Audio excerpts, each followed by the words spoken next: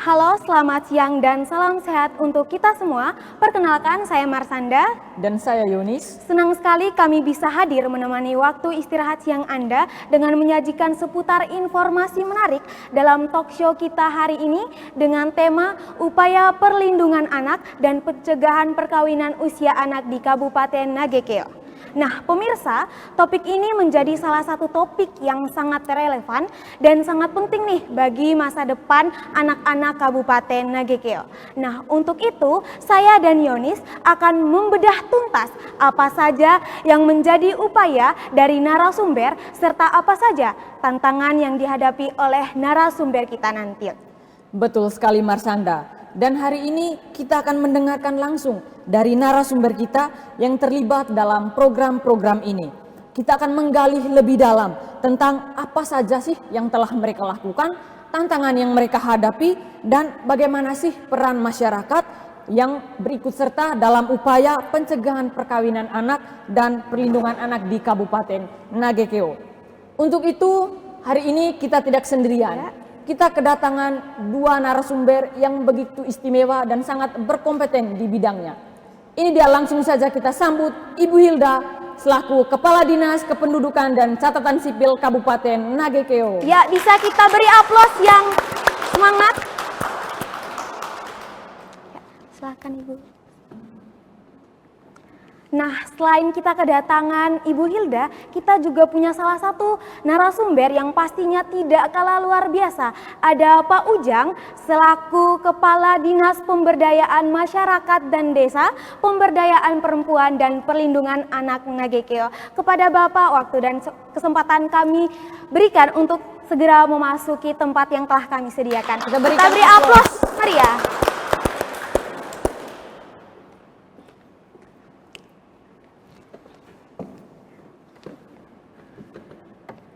Ya, baik. Halo Bapak, Ibu, selamat Halo, Ibu. siang. Selamat siang. Selamat siang. Ya. Nah, apa kabar Bapak dan Ibu hari ini? Puji Tuhan sehat. Sehat ya. Iya, memang dari tadi saya lihat wajah Bapak dan Ibu ini sangat ceria sekali ya, Yonis. betul Sepertinya sekali. sudah siap nih untuk diskusi bersama kita. Nah, untuk itu pemirsa, saya sangat yakin bahwa kalian sudah sangat penasaran nih dengan apa saja upaya yang telah dilakukan oleh kedua narasumber hebat kita. Untuk itu tanpa berlama-lama langsung saja kita mulai diskusinya. Pertama saya ingin ke Ibu Hilda dulu. Nah, Ibu selaku Kepala Dinas Kependudukan dan Catatan Sipil Kabupaten Nagekeo. Nah, kami ingin bertanya terkait apa saja sih upaya yang telah Ibu lakukan untuk mencegah perkawinan anak di Kabupaten Nagekeo ini sendiri.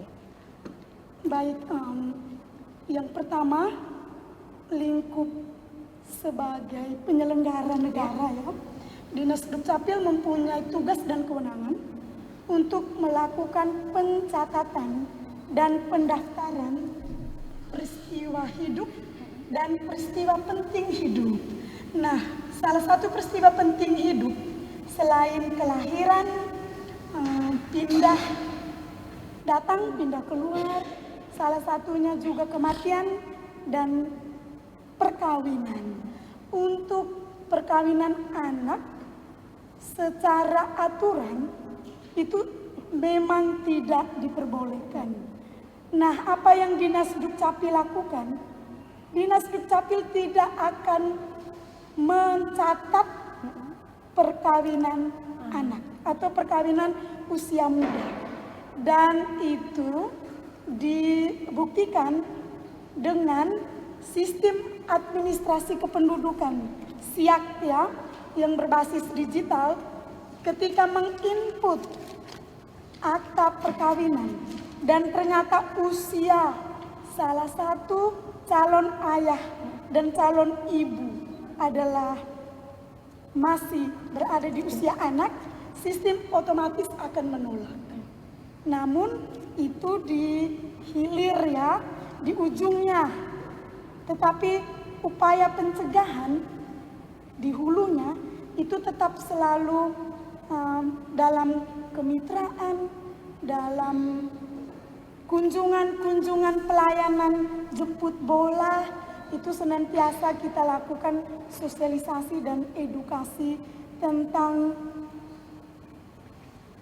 perkawinan anak yang tidak dilegalisasi oleh negara, terutama dalam proses pencatatan di Dinas Kependudukan dan Pencatatan Sipil. Oke, baik. Tadi saya mendengar apa yang disampaikan Ibu bahwa Ibu sempat menyatakan jemput bola. Nah, mungkin bisa Ibu jelaskan apa sih maksud dari jemput bola yang Ibu sampaikan tadi? Iya, terima kasih banyak. Dukcapil memang 2 tahun terakhir kami mendekatkan pelayanan. Jadi tidak berada di shelter pasif menunggu masyarakat datang ke kantor, tetapi kami mulai bergerak ke shelter aktif. Dinas Dukcapil yang turun menjumpai masyarakat, dikenal dengan Jumat Keramat ya, jumpa masyarakat ke rumah masyarakat. Nah, pelayanan jemput bola ini maksudnya supaya pesan-pesan regulasi pelayanan kaitan dengan administrasi kependudukan tersampaikan sampai ke akar rumput. Oke. Seperti itu, termasuk anak-anak.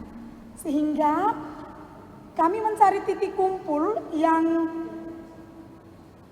sinyal 4G-nya itu mendukung, dan disitulah anak-anak juga berkumpul, remaja berkumpul, orang tua berkumpul, dan itu kesempatan waktu yang strategis untuk kami menyelipkan kampanye perkawinan anak itu dilarang oleh negara. Oke, baik.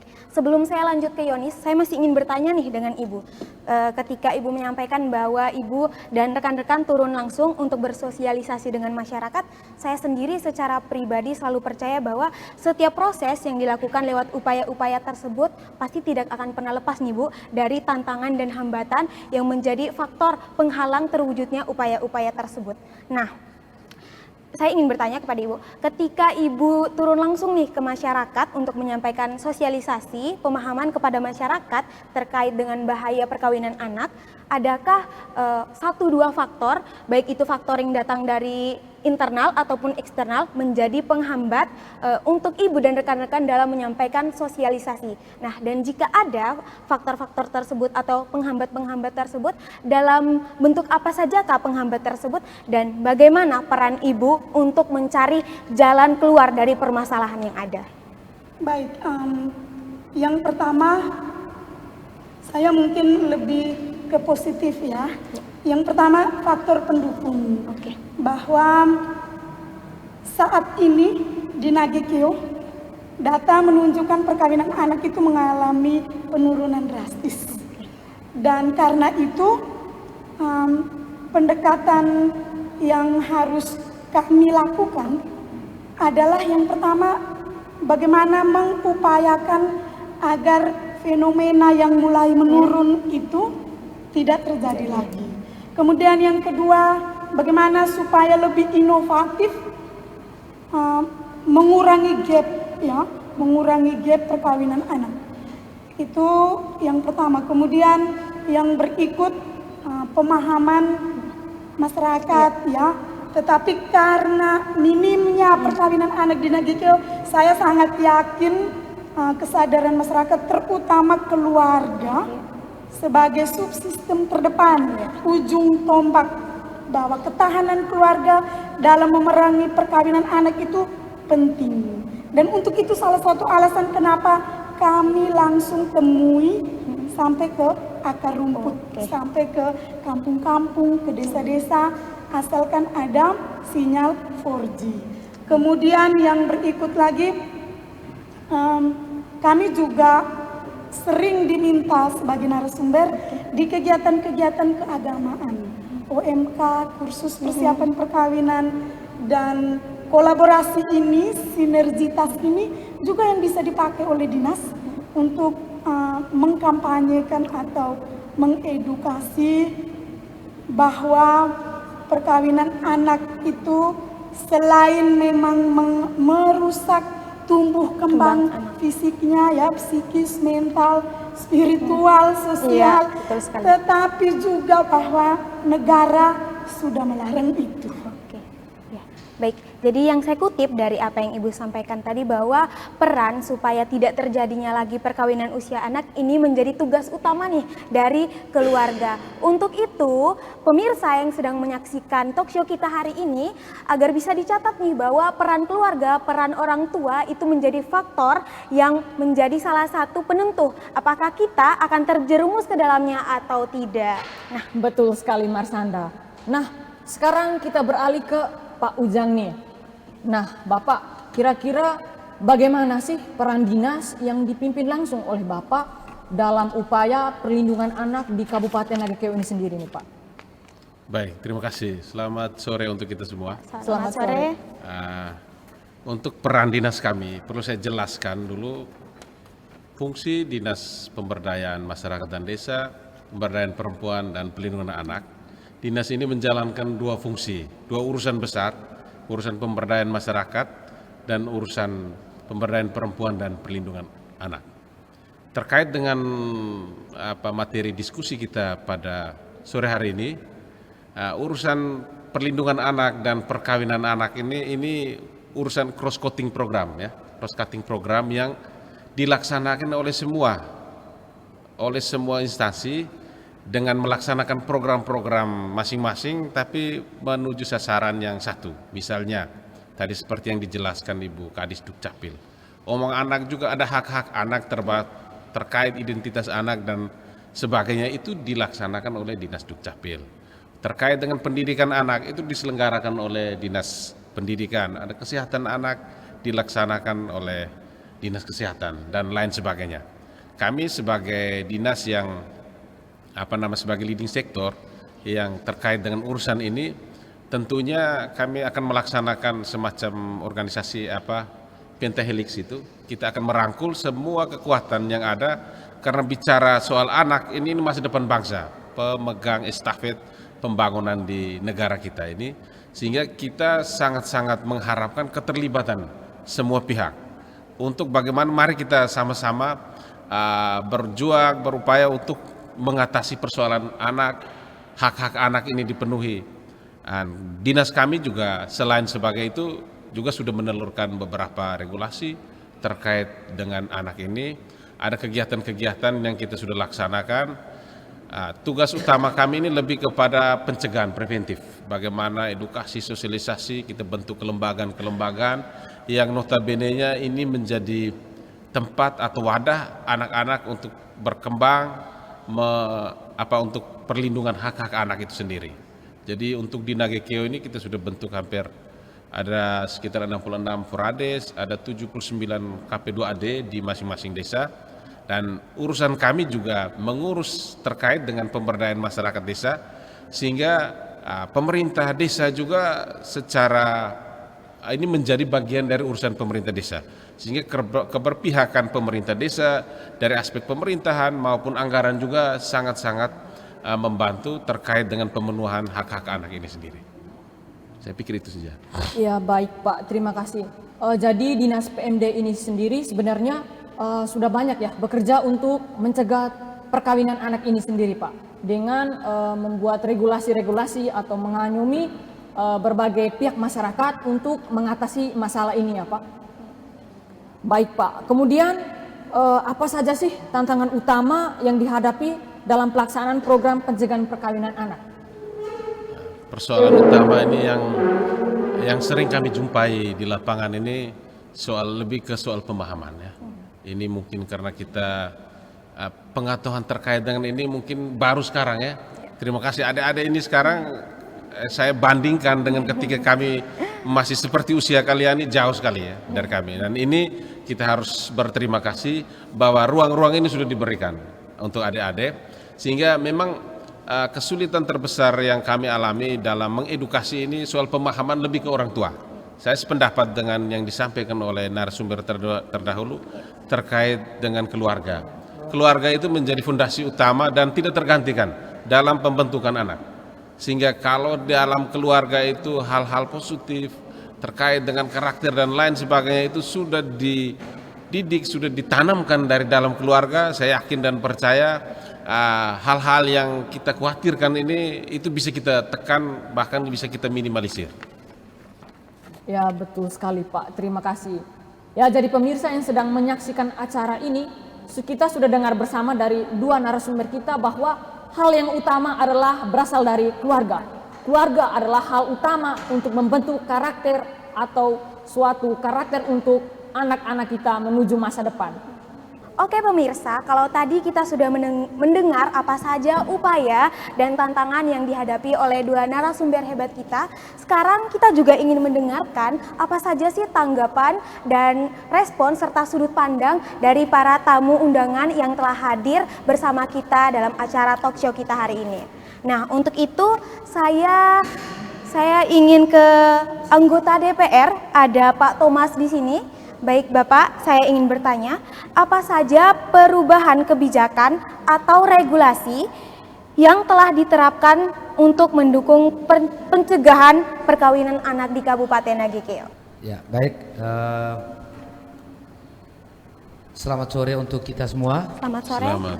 Assalamualaikum warahmatullahi wabarakatuh. Waalaikumsalam. Salam. Salam. Salam sejahtera untuk kita semua. Senang sekali hari ini bisa bergabung dalam sebuah talk show dan podcast kerjasama antara pemerintah Nagekeo, dalam hal ini Radio Suara Nagekeo bersama NGO Plan Internasional, mengangkat hal tema yang berkaitan tentang upaya perlindungan anak dan pencegahan perkawinan. Nah, hari ini sesuatu yang luar biasa, anak muda bicara, anak muda Nagekeo bicara, anak muda bicara tentang Nagekeo, mewakili lembaga DPRD Kabupaten Nagekeo.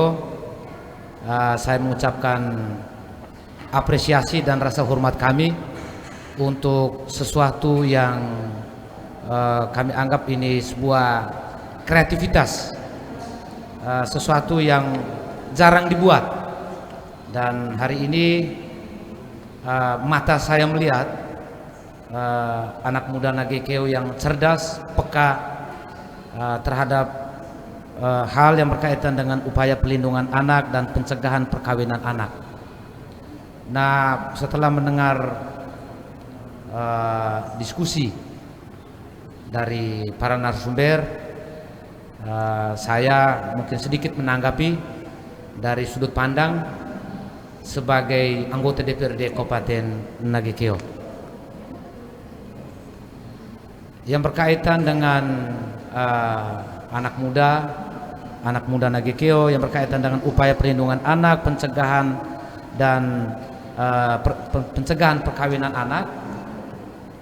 Sesuai dengan Undang-Undang 23 tahun 2014, peran pemerintah dalam hal ini, peran kepemerintahan dalam hal ini lembaga DPR, eksekutif, juga di situ ada peran yudikatif, ada peran NGO, dan kami sebagai pihak legislatif yang menjalankan 3 fungsi sebagai pembuat peraturan daerah, kemudian peran budgeting, membahas anggaran juga mengawasi anggaran. Saya kira kami menjalankan juga perda yang sudah ditetapkan, yaitu perda nomor 2 tahun 2016 tentang perlindungan anak. Di situ ada juga pasal-pasal, poin-poin yang menyatakan tentang bagaimana tanggung jawab pemerintah Kabupaten Nagekeo terhadap perlindungan anak. Nah, tentang perlindungan anak, saya kira secara teknis pihak BPMD, PMD dan P3A, Bapak Ujang, Kepala Badan sudah menyampaikan secara jelas yang berkaitan dengan hal teknis yang dijalankan oleh pemerintah, dalam hal ini Badan PMD. Kemudian hadir juga sebagai narasumber Ibu Kepala Dinas Dukcapil Kabupaten Nagekeo yang juga selama ini berperan aktif untuk melakukan pendataan, karena bukan hanya anak yang dilahirkan dari orang tua yang sah, tapi juga merekrut mengurus anak yang dari orang tua yang pisah, kemudian anak yang ditinggalkan orang tua sejak lahir.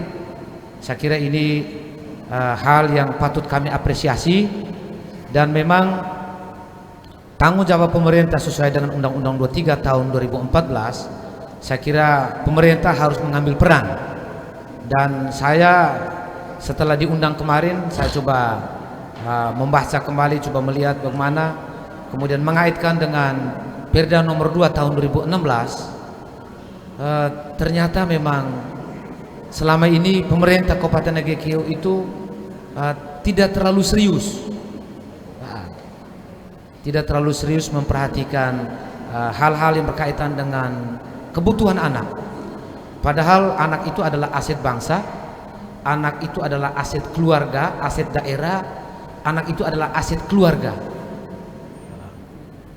Bagaimana peran pemerintah terhadap mereka? Dari perspektif kami di kepemerintahan, lembaga DPRD Kabupaten Nagekeo, kami menyadari masih sangat minim perhatian anggaran yang berpihak kepada anak. Di dalam Perda nomor 2 tahun 2016, di situ juga ada poin pasal yang mengatakan pemerintah harus menyiapkan rumah aman. Dan yang berkaitan dengan rumah aman, ada satu lagi selain rumah aman itu rumah pembinaan, itu yang belum disiapkan. Itu yang belum disiapkan pemerintah. Saya kira perhatian yang berkaitan dengan bagaimana perhatian kita terhadap anak muda Nagekeo, terhadap perlindungan anak, ini menjadi peran kita bersama, bukan saja hanya peran pemerintah. Kami juga butuh disampaikan, dan di ruang ini saya kira kami diingatkan supaya pasal-pasal, poin-poin dan pasal-pasal dari Perda nomor 2 tahun 2016 itu benar-benar diimplementasikan. Tidak hanya sekedar membuat perda. Saya kira ini Bapak Kepala Badan, Ibu Kadis Dukcapil, saya kira berbicara tentang anak mungkin kita lebih menggigit. Selama ini kita lebih bicara tentang infrastruktur, tapi bagaimana menyiapkan mental anak, perhatian pemerintah terhadap anak itu sungguh sangat minim. Dan saya kira di ruang ini mewakili lembaga DPRD Kabupaten Nagekeo yang juga masih mendapatkan kesempatan untuk mengabdi 5 tahun ke depan, dari tahun 2024 sampai tahun 2029, saya kira kami masih punya banyak ruang dan waktu.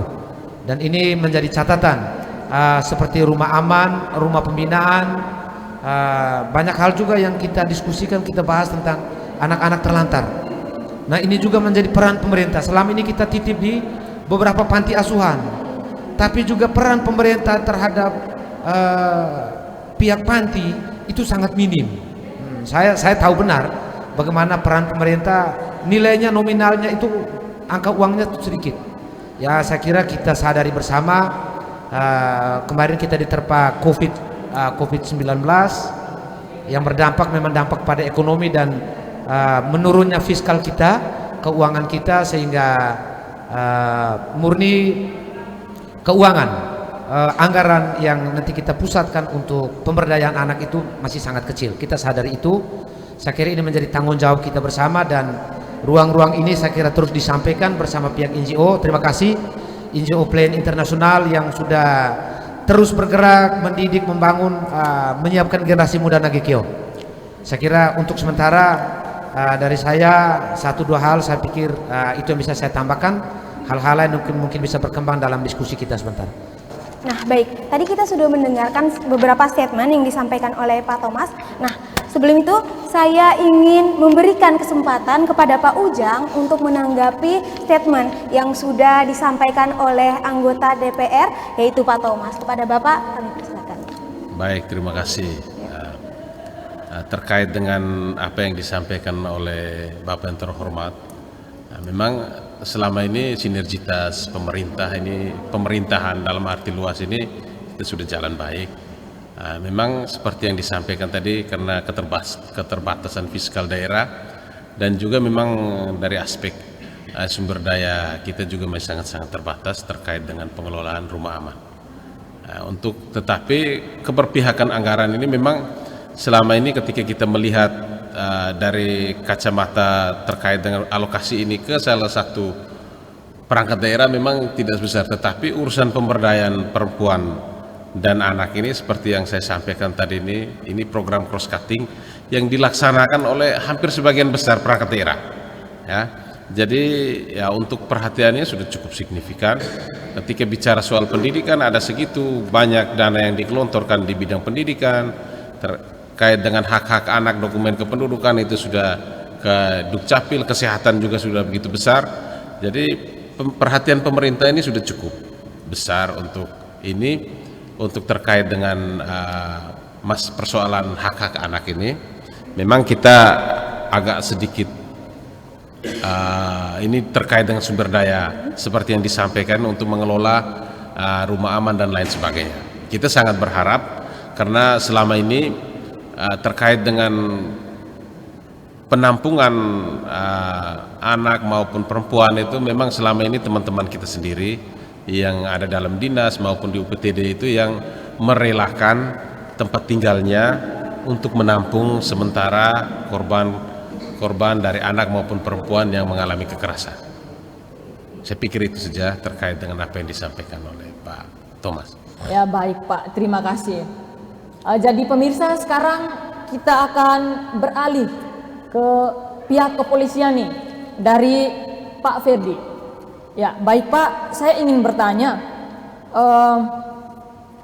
menyangkut dengan penanganan kasus perkawinan anak nih Pak. Kira-kira bagaimana cara melaporkan dan menanggapi kasus perkawinan anak yang ditemukan oleh masyarakat nih Pak?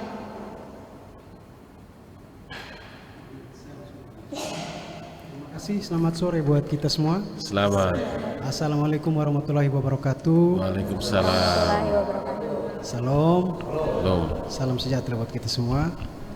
Yang saya hormati rekan-rekan dari Plan, NGO Plan, Bapak Kadis PMD P3A Nagikeo, Ibu Kadis Dukcapil Kabupaten Nagikeo, Bapak Perwakilan dari DPRD Kabupaten Nagikeo, rekan-rekan radio suara Nagikeo, dan seluruh hadirin yang hadir pada sore hari ini. Saya menyampaikan permohonan maaf dari Bapak Kapolres, seharusnya beliau yang hadir pada kesempatan kali ini, namun ada hal yang tidak bisa ditinggalkan, ada kedukaan, sehingga beliau mendelegasikan kepada saya untuk mengikuti undangan dari pihak panitia. Baik, menanggapi pertanyaan dari Ade Yoris bahwa untuk laporan pengaduan terkait perkawinan anak, hal tersebut memang sudah dilarang dalam Undang-Undang Perlindungan Anak. Apapun itu, hak anak itu selalu diprioritaskan sesuai amanat dari Undang-Undang Perlindungan Anak Undang-Undang Nomor 35 Tahun 2014. Anak adalah aset negara yang patut dilindungi apapun itu haknya jika dilanggar.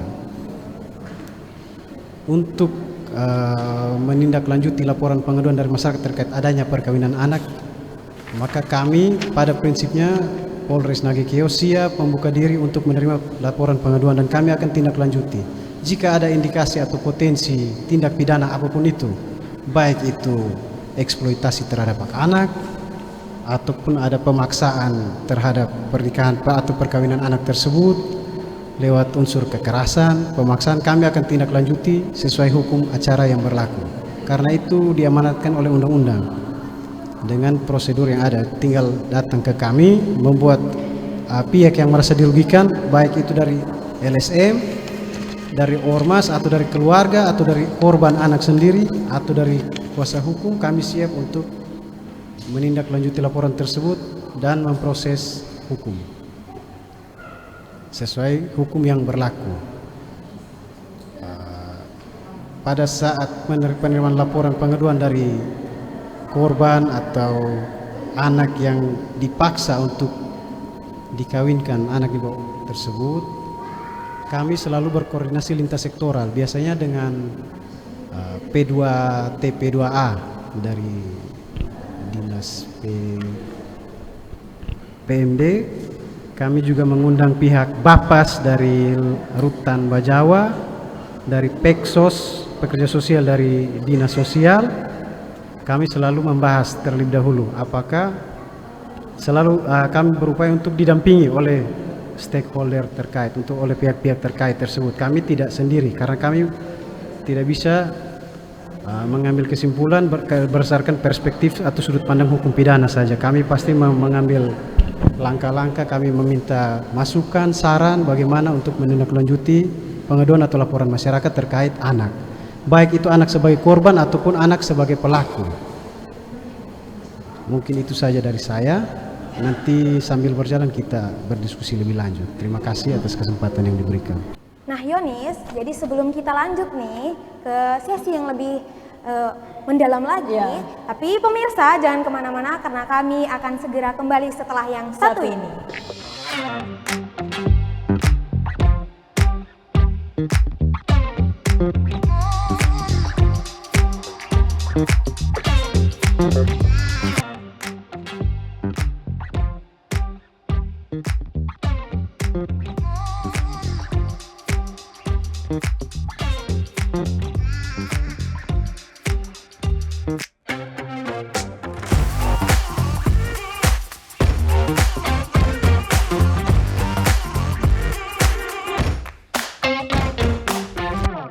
Kembali lagi bersama saya Marsanda dan rekan saya Yonis, dalam talkshow Upaya Perlindungan Anak dan Pencegahan Perkawinan Anak di Kabupaten Nagekeo.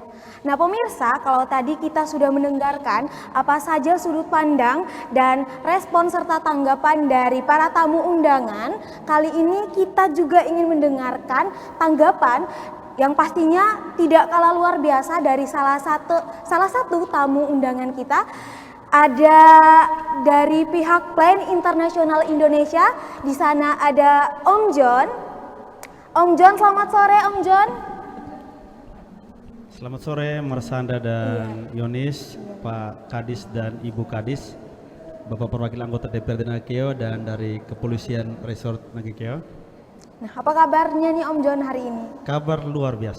Luar biasa ya Pak Om. Jadi sama kayak kami juga luar biasa. Nah, kalau tadi kita sudah mendengarkan upaya-upaya yang telah dilakukan oleh narasumber kita, kali ini kami juga ingin mendengarkan upaya serta program pendukung yang dilakukan oleh Plan Internasional Indonesia untuk mencegah terjadinya perkawinan usia anak dan kekerasan terhadap anak. Mungkin Om John bisa ceritakan sedikit kepada para tamu undangan dan pemirsa hari ini. Baik, terima kasih dan salam sehat untuk kita semua. Yayasan Plan Internasional Indonesia itu merupakan organisasi yang memperjuangkan kesetaraan hak anak, terutama bagi anak perempuan. Jadi sekarang kita punya tagline adalah sampai semua setara. Kalau kita omong sampai semua setara, itu artinya yang kita bicarakan hari ini terkait dengan upaya perlindungan anak.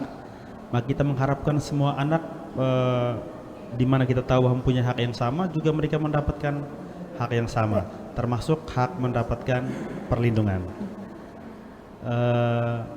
Juga kalau konteks kita adalah perlindungan, maka kita memastikan tidak ada satu anak pun yang memutuskan untuk kawin atau nikah di bawah usia 19 tahun sesuai dengan amanat Undang-Undang Nomor 16 Tahun 2019.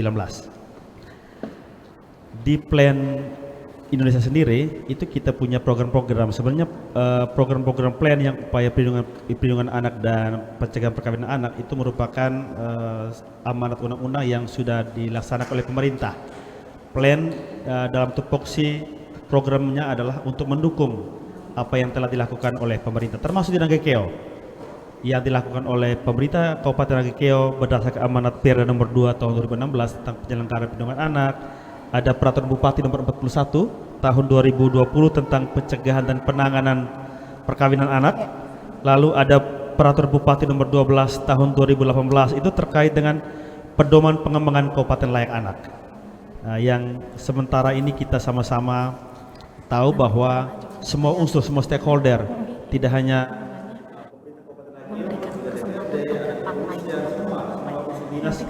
dinas sosial, PLKB dan sebagainya punya tujuan yang sama untuk memastikan bahwa semua anak-anak terlindungi dan tidak ada anak yang menikah di bawah usia 19 tahun. Program-program plan itu sekarang plan bekerja di 47 desa, yang sebelumnya 44, sekarang 47 desa di 5 kecamatan. Di 5 kecamatan, kolaborasi kita yang kita laksanakan selama ini itu hampir semua dinas, ada dinas PMDP 3A, kita omong soal KP2AD, kita omong soal forum anak desa, pengembangan anggaran di desa, advokasi anggaran, advokasi kegiatan. Lalu dengan dinas Dukcapil kita memastikan bahwa semua anak-anak tercatatkan akte kelahirannya. Dengan dinas sosial biasanya kita kerjasama terkait dengan bagaimana pendampingan anak yang atau korban kekerasan. Dengan Polres Nagakeo biasanya kita memastikan bagaimana kegiatan-kegiatan terkait upaya-upaya perlindungan itu dan memastikan bahwa korban dan pelaku bisa ditangani dengan baik. Kegiatan-kegiatan plan itu lebih banyak kepada upaya bagaimana mencegah, mitigasi, preventif supaya tidak terjadi itu. Maka masih kita lakukan kegiatan-kegiatan misalnya pendampingan remaja, ada kegiatan forum anak desa, ada kegiatan kelompok perlindungan perempuan anak desa. Sekarang kita ada lagi kegiatan bagaimana sekolah anggaran desa. Nah, kalau sekolah anggaran desa itu bagaimana kita memastikan anak-anak punya ruang berpartisipasi dalam usulan rencana pembangunan di desa. Dan itu bukan plan sendiri. Lagi-lagi plan mendukung upaya pemerintah, kita bersama-sama berkolaborasi memastikan hak anak-anak itu mendapatkan haknya, anak-anak terlindungi dan tidak ada anak yang menikah di bawah usia 19 tahun. Kalau kegiatan-kegiatan plan seperti itu selain support-support lain, ada kegiatan di sekolah, ada kegiatan misalnya tentang air bersih dan sebagainya, tapi dalam konteks plan, organisasi plan memastikan bahwa semua hak-hak anak terpenuhi. Itu Marsanda dan Yones dan kita semua. Baik Om John, terima kasih. Nah, ternyata plan ini sudah banyak ya membantu anak-anak untuk mengemukakan pendapat-pendapat mereka. Jadi anak-anak yang dulunya itu seperti dianggap bahwa tidak bisa mengemukakan pendapatnya, tetapi dengan adanya plan ini sangat membantu ya anak-anak. Baik, selanjutnya saya memberikan kesempatan kepada teman-teman plan ini. Mungkin ada tanggapan begitu. Silahkan kepada teman-teman plan, saya memberikan kesempatan.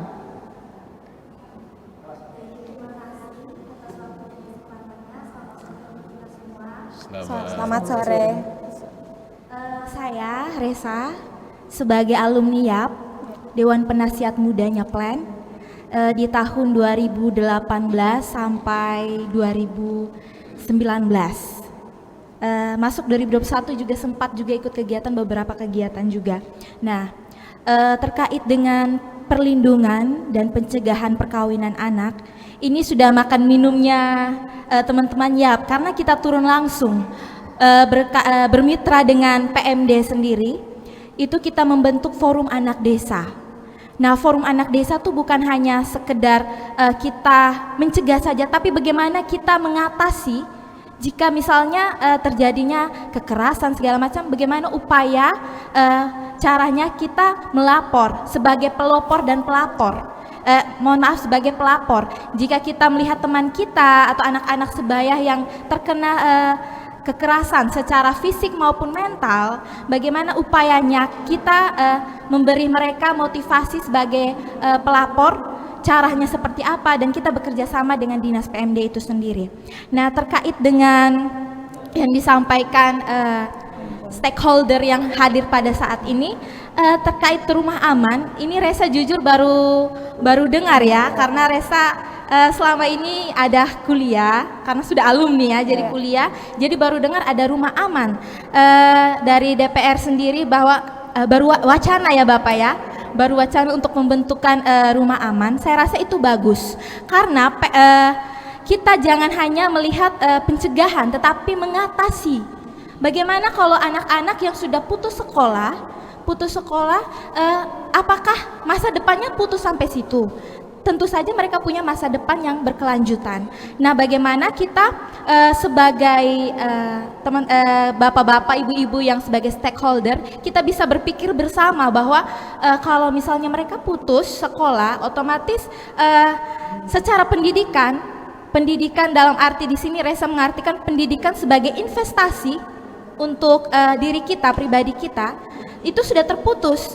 Tapi kalau misalnya kita punya skill, soft skill yang ada di dalam diri kita, dalam diri anak muda, dalam diri anak-anak yang sudah putus sekolah, bisa kita gali, itu otomatis untuk sebagai bekal mereka menuju masa depan. Nah, PR untuk dari sebagai lembaga eksekutif dan legislatif, bagaimana cara mengatasi jika sudah terjadinya putus sekolah dan terjadinya pernikahan sudah terlanjur terjadinya pernikahan anak, walaupun belum bisa disahkan secara negara dan agama, tetapi mereka tidak mungkin dibiarkan untuk bersekolah seperti layaknya sekolah anak-anak seperti pada umumnya. Tapi mungkin pemerintah sudah mengeluarkan beberapa aturan untuk sekolah paket A, paket B, dan paket C. Mungkin itu bisa menolong mereka, tetapi tidak semua punya kesempatan yang sama. Dan bagaimana anak-anak muda Nagekeo punya kesempatan yang sama untuk bisa melanjutkan hidupnya ke depan dengan baik, untuk mengurangi angka kemiskinan juga yang berada di Kabupaten Nagekeo itu sendiri. Menurut saya itu saja. Terima kasih. Baik, terima kasih Karissa. Kita boleh memberikan aplaus. Ya. Luar biasa ya Karissa ini. Nah, pemirsa, selanjutnya sekarang saya akan memberikan kesempatan kepada dua narasumber kita nih untuk menanggapi apa yang sudah disampaikan apa yang sudah disampaikan dari pihak PLAN tadi. Oke, kalau begitu kita mulai dari mana dulu nih Yonis? Dari Ibu Hilda atau dari Pak Ujang? Ibu Hilda duluan. Oke, dari Ibu Hilda. Jadi Pak Ujang mohon izin ya, kita mulai lagi dari Ibu Hilda dulu. Ladies first. Oke. Iya, baik. Terima kasih. Selamat sore. Saya menyapa lagi kita semua. Ya. Saya ingin merespon tanggapan-tanggapan atau pernyataan-pernyataan undangan tamu kita sore hari ini. Karena dimintai terlebih dahulu PLAN, baiklah saya merespon. Yang pertama tentu saja apresiasi dan terima kasih bahwa penguatan kapasitas anak itu sebenarnya salah satu strategi untuk mencegah perkawinan anak. Dan hari ini, sore ini, kecakapan hidupnya, soft skill itu ada. Satu, mulai bisa membaca fenomena dan mulai berpikir solusi dengan berdiskusi. Yang kedua, mulai belajar berkomunikasi. Yang ketiga, bernegosiasi. Kemudian yang keempat, berpikir kritis dan berusaha mencarikan solusi. Jadi terima kasih banyak untuk PLAN yang sudah berupaya mendampingi anak-anak PLAN. Saya mungkin berharap tidak hanya binaan dampingan PLAN, mungkin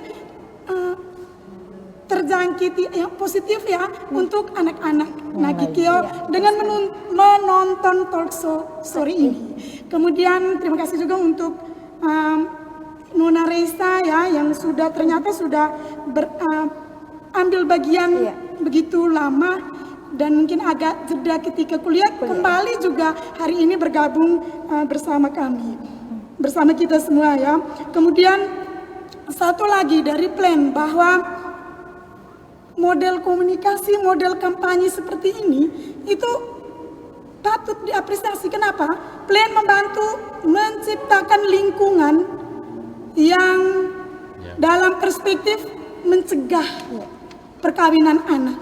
Artinya di komunitas anak-anak PLAN, tadi mungkin kami singgung di keluarga, kemudian di hadapan bapak-bapak aparat penegak hukum yang terhormat, legislatif, dan salut bahwa bagian dari upaya untuk mencegah perkawinan anak itu terjadi adalah menciptakan lingkungan yang juga mendukung pencegahan perkawinan anak. Kemudian terhadap Bapak Dewan yang terhormat, kaitan dengan rumah aman dan anggaran yang nantinya responsif kepada anak. Terima kasih banyak Bapak, bahwa sesungguhnya negara juga sudah secara tidak langsung mengurangi atau mencegah perkawinan itu dengan aksesibilitas dan perluasan layanan. Misalnya pendidikan, wajib usia anak wajib sekolah dulu hanya 6 tahun, sekarang ditambah menjadi 12 tahun. Artinya 19 tahun dulu baru dianggap dewasa. Dan hal ini didukung lagi dengan aspek yang berikut, bahwa regulasi ini terus mengatur. Undang-Undang Perkawinan nomor 1 tahun 74 ketika diamandemen atau direvisi dengan Undang-Undang Perkawinan nomor 16 tahun 2019, usia perkawinan anak itu sudah naik ke 19, selaras dengan usia wajib sekolah. Kemudian yang berikut lagi kaitan dengan juga kelembagaan. Izin Bapak Dewan yang terhormat dan sekaligus untuk Bapak aparat penegak hukum, kami bersama Pengadilan Negeri Bajawa ini hari kali kedua kami bekerja sama untuk jemput bola pelayanan. Jadi kalau di Dukcapil itu ada namanya Dukcapil jebol ya. Jebol konotasinya bukan negatif ya. Jemput bola, jumpa masyarakat ke rumah masyarakat. Kami menggandeng Pengadilan Negeri juga melakukan sidang keliling. Tidak lazim para hakim berjubah bersama panitera itu bersidang di luar gedung sidang pengadilan. Semuanya untuk apa? Semuanya untuk kepentingan yang terbaik anak. Nah, sidang yang kami laksanakan bersama pengadilan ya, kegiatan ini itu juga sebenarnya secara tidak langsung dampak dari perkawinan anak. Mengapa? Anak-anak begitu dicatatkan sebagai anak mama di akte kelahiran dan untuk kemudian ternyata orang tuanya menikah, mohon maaf ya, saya mengikuti sidang hari ini sudah yang ke-17.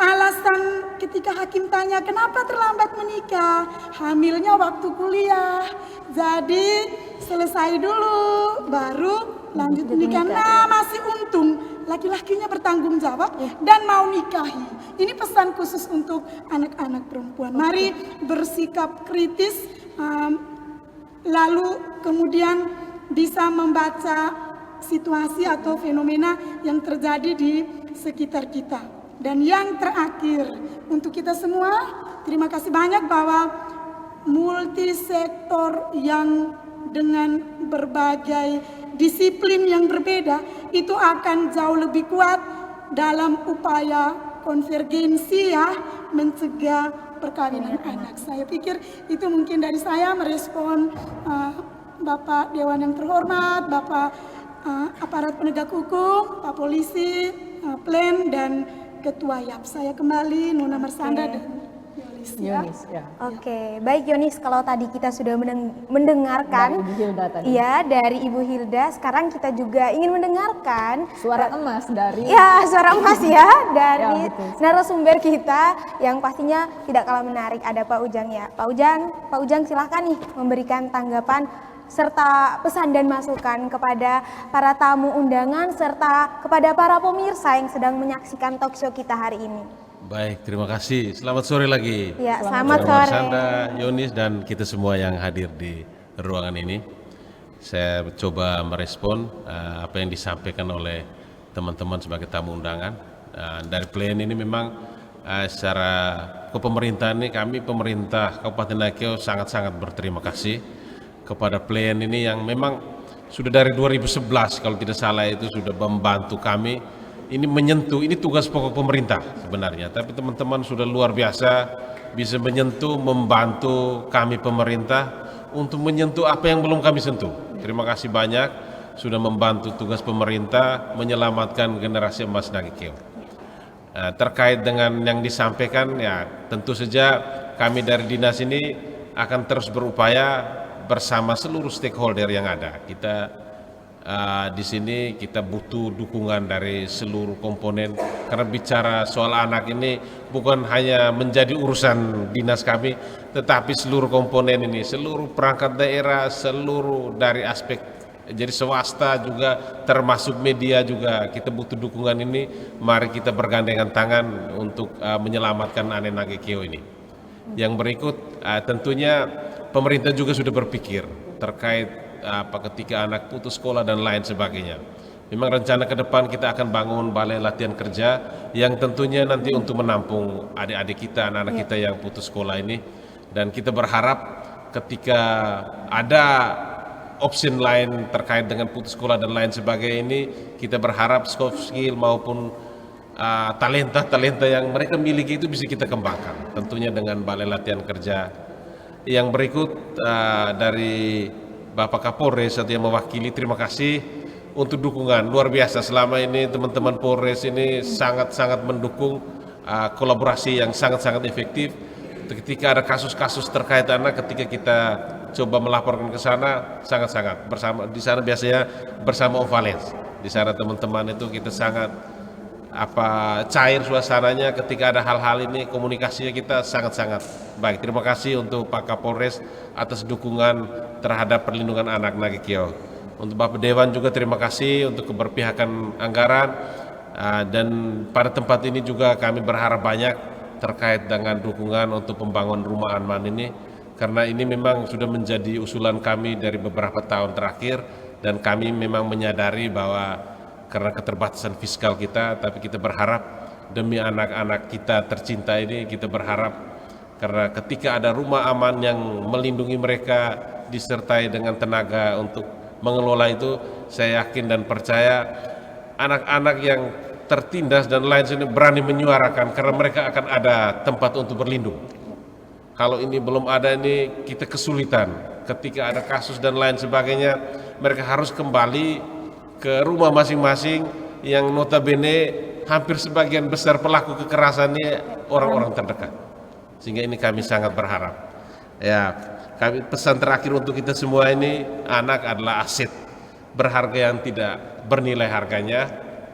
Ya, saya ambil analogi bahwa seringkali orang tua ini memarahi anaknya karena merusak HP. Tapi tidak pernah ada orang tua yang memarah HP-nya karena sudah merusak anaknya. Betul sekali Pak. Jadi kita butuh semua dukungan semua pihak untuk anak-anak Nagekeo, karena anak terlindungi pasti Nagekeo hebat. Terima kasih, saya kembali kali. Baik, terima kasih Pak Ujang. Wah, Marsanda, menarik sekali ya apa yang sudah disampaikan oleh dua narasumber kita, tamu-tamu kita yang hebat.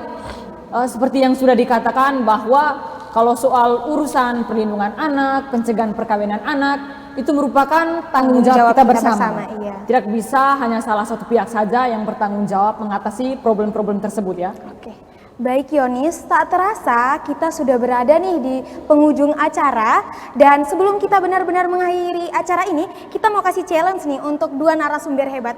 Jadi kepada Ibu Hilda dan Pak Ujang, kita punya satu challenge. Jadi di challenge itu punya tantangan di mana Ibu Hilda dan Pak Ujang diberikan waktu untuk menyebutkan tiga kata saja. Kalau Ibu Hilda terkait dengan pencegahan perkawinan anak, kalau Pak Ujang terkait dengan kasus kekerasan terhadap anak. Jadi 3 kata saja ya Bapak Ibu, 3 kata saja.